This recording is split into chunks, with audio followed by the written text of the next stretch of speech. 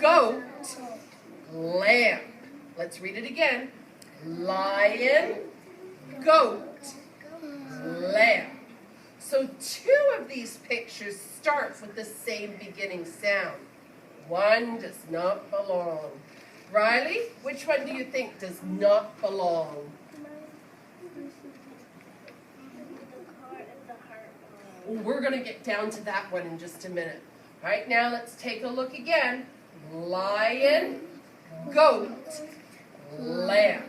Which one does not belong? Two start with the same beginning sound. Which one doesn't belong? Anna?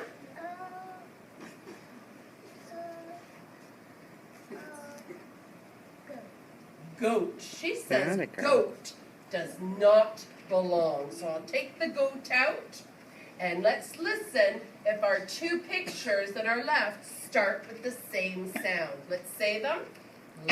Lion, lamp. Yes, both of those pictures start with the sound.